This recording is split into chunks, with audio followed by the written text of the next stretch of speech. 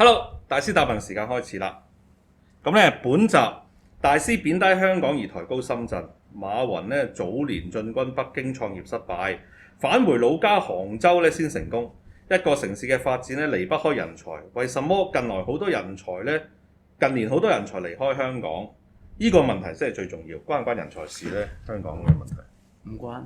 係咯，我都覺得唔關。OK，我講一講首先我講我貶低深圳，其實香港係一個事實嚟嘅。而深圳咧，張五常話佢係全球經濟中心，將會係全球。因為咧咁好簡單一樣嘢，其實我解釋就係一個國家嘅內循環，好似一個大國嘅內循環，一定係大過佢係對外貿易嘅。係。咁而香港係做對外嘅，仲係只係做對外嘅一部分，對外貿易嘅外匯嗰部分，即係集資嗰部分。而深圳就係面對深圳，其實佢唔使面對，甚至唔使面對對外添。而家佢唔好莫講話佢面對對外。佢本身就已經服務咗10億人、14億人，因為佢係親生仔嚟，一路都講住。因為其實深圳係佢將深圳係變咗個大熔爐，而上海、廣州都已經全部 set 好晒㗎。而深圳而家仲喺度 develop 緊，而家仲喺度發展緊。咁所以咧，香港冇得同深圳比，或者全世界任何地方都冇得同深圳比。因為一個只有印度，如果係做出一個咁嘅新嘅城市出嚟，你仲有可能。除此之外係冇可能嘅。所以根本上係大家唔係一個相同嘅能量級出嚟。OK， 你即係等於深圳等於上海。1900年嘅上海。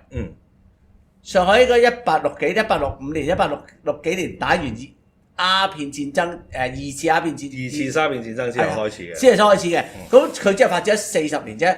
對於1900年嘅上海，你就算1940幾年嘅時候嘅上海嘅時候，算做係turnaround 啦，上海佢仲有40年行，你點同佢鬥啫？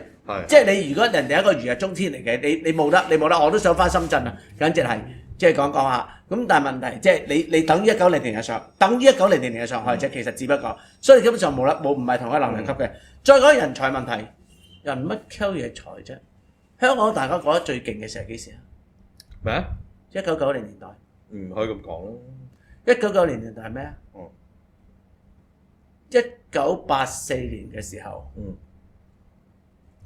81年、82年、83年嘅時候，有幾多香港人移民走咗？幾多人才啊？所謂講乜嘢人才啊？而家你係咩人才啊？1981年、82年、83年，你知唔知香港走咗幾人啊？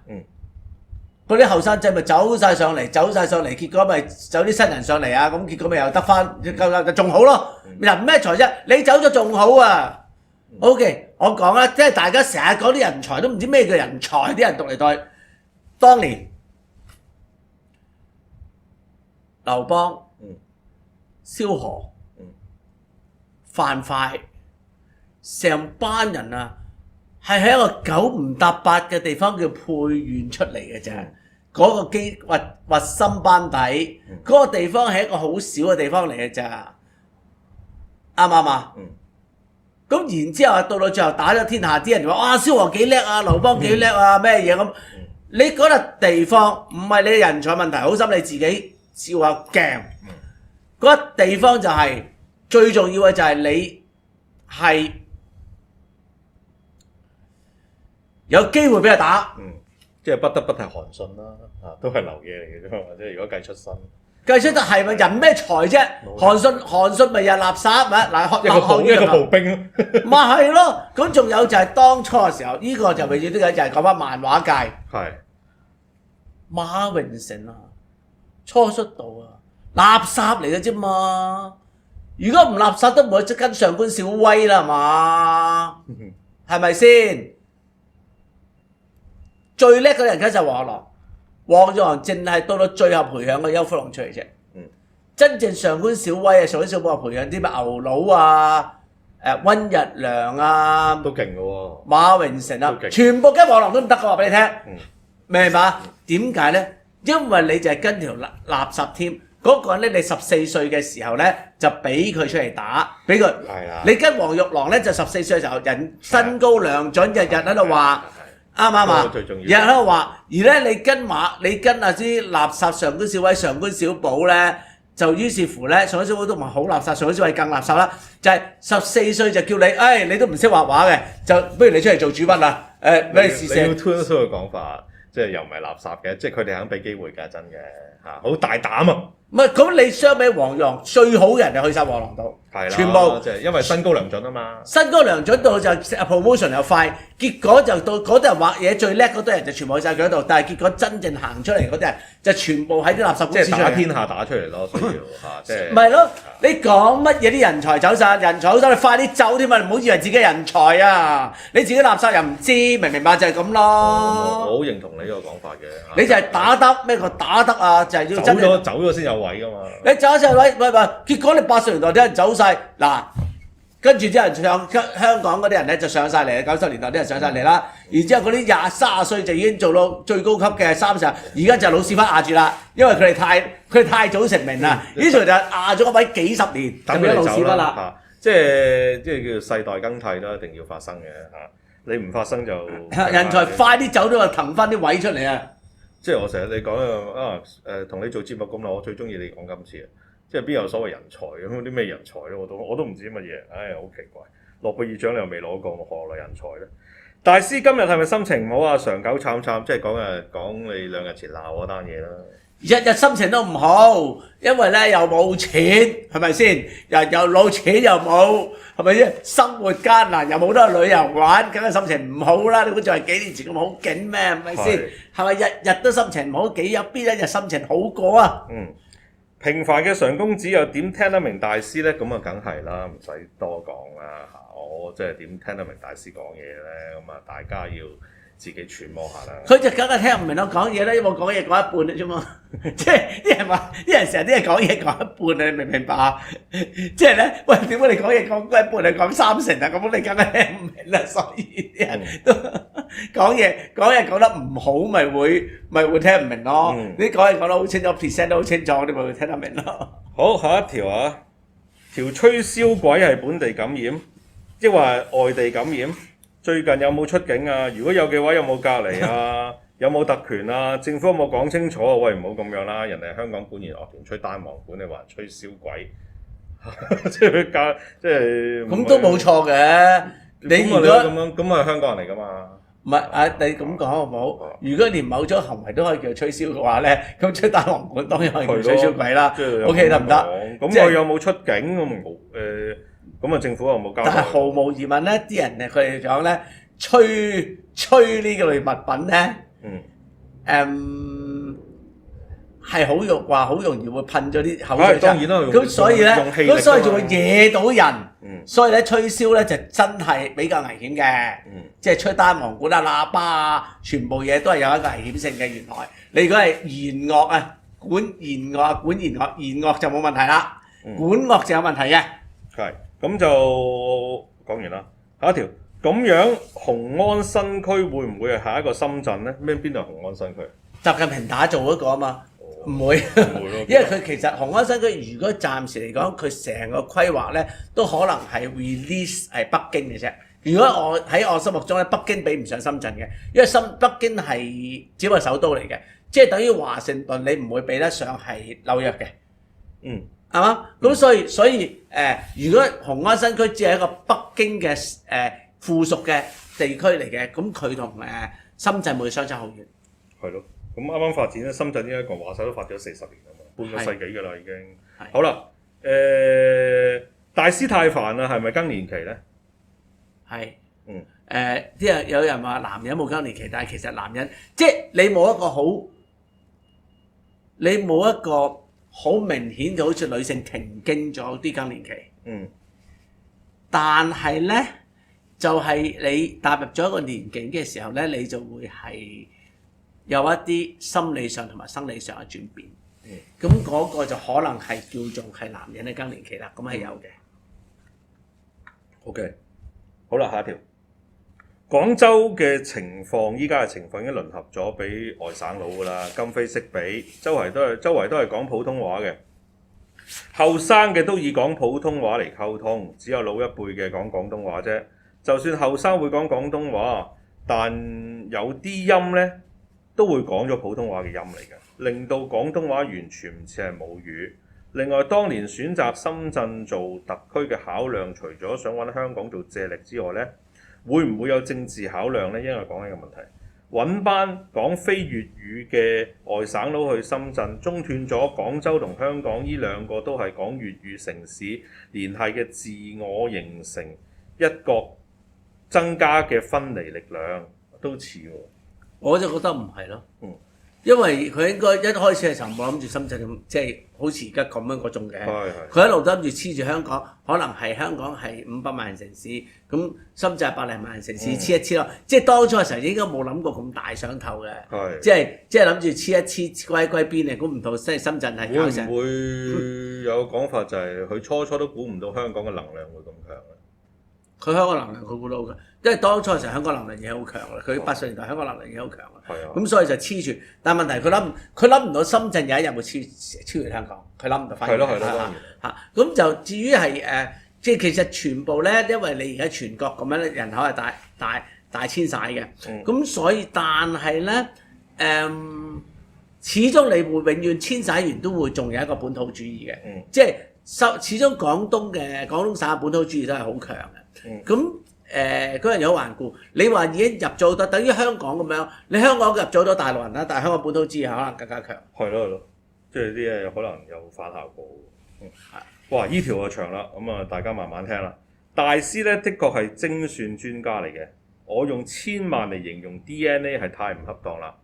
大師提到黃都桑拿嘅今生來世係非常有親切感同共鳴感。黃都的確係做得好離譜，浴室那些 head and shoulders 樽全部都係灌化工原料嘅再生瓶，浴巾呢要對燈光照過有冇地圖先至敢用，重要嘅部位要用廁紙抹，絕對唔敢用毛巾抹面嘅。大廳只有熱茶，基本功能只係排隊等飛機位。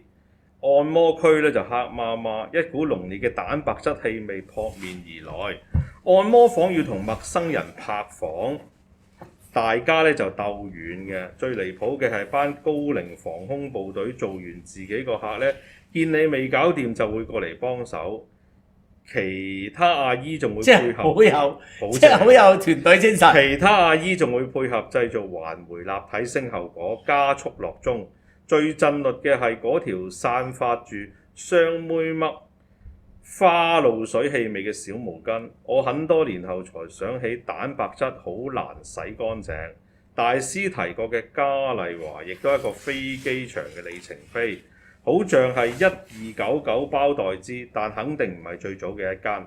除咗新型宮那一代嘅浴池，新派桑拿應該係旺角新興大廈嘅銀泉同登打士街嘅一家，去過好多次，但係忘記咗名字啦。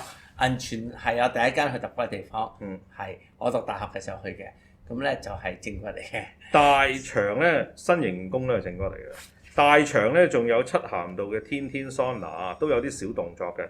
天天桑拿小動作嘅咩？佢而家講咯。嗰陣時孫悟空睇待之叫我幫襯，同埋呢個家中嘅態度，呢都係80年代中期揾到小錢嘅航空業生意。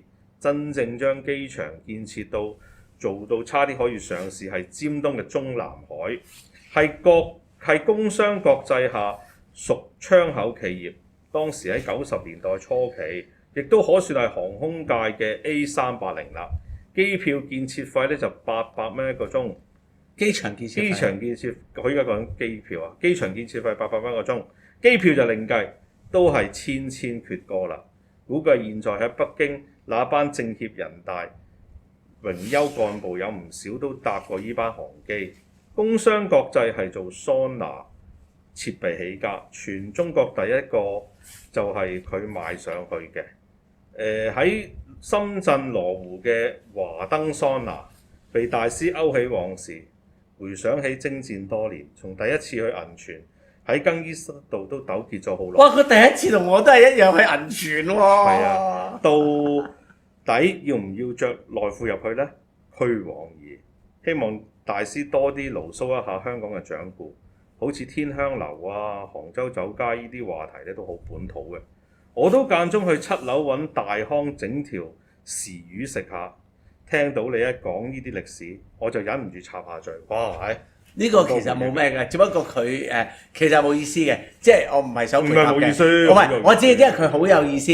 啊我唔係我想回答嘅，只不過咁有意思嗰啲掌故就俾佢聽下啫，等大家。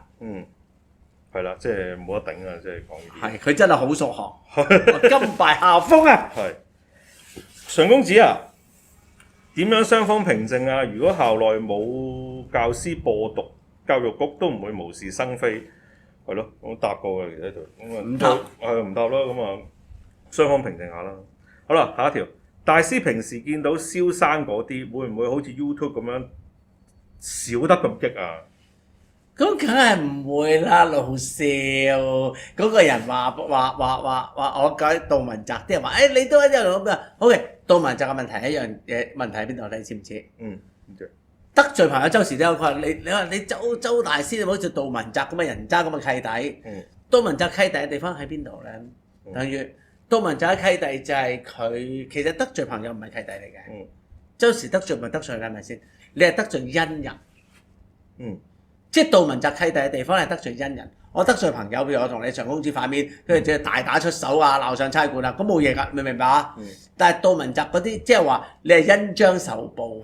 你令到一啲恩人好憎你，你一定係做得唔啱。即係啲人成日都話奇文傑黃玉郎關係，即係無論邊個啱邊個唔啱，都係奇文傑唔啱。即係而家杜汶澤嘅問題就係無論劉德華啱定係你啱，都係你唔啱。你無論吳君如係啱定係唔啱，都係你唔啱。即係杜汶澤嘅問題喺呢一度啊嘛。即係唔係你得罪朋友，得罪朋友冇事嘅，周時都係㗎啦，係咪先？係嘛？即係但係你唔可以得罪恩人咯。係，周先生你冇證據就唔好亂講啦，又唔敢開名，真係冇亂用。